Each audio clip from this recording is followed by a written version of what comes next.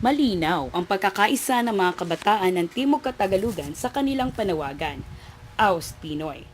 Nitong Hunyo 14 hanggang 15, nagtipo ng kabataan sa Hulagpos Southern Tagalog Youth Summit na may temang Uniting the Youth in Breaking the Chains of Neglect and Impunity.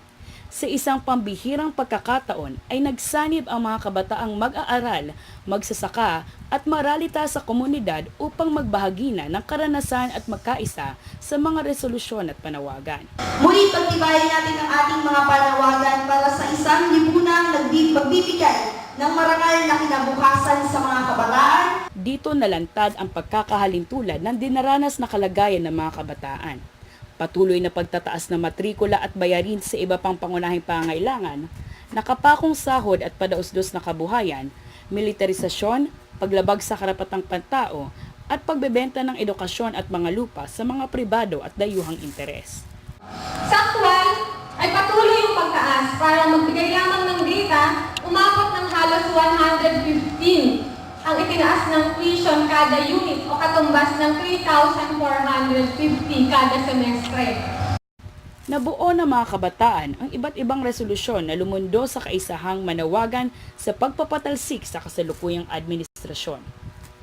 Ayon kay Kabataan Party List Representative Terry Ridon, dumarami ang mga sektor na nananawagan na maalis na sa pwesto ang kasalukuyang Pangulo.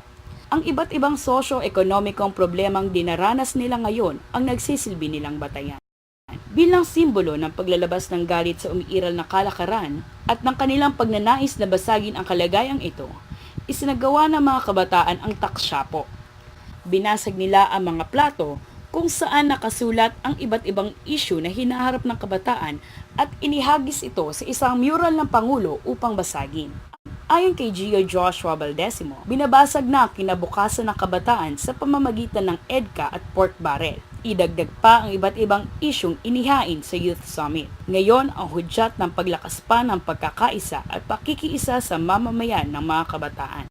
Mayroong mahigit 100 kabataan mula sa Cavite, Laguna, Batangas, Rizal at Quezon na nakibahagi sa nasaad na aktibidad.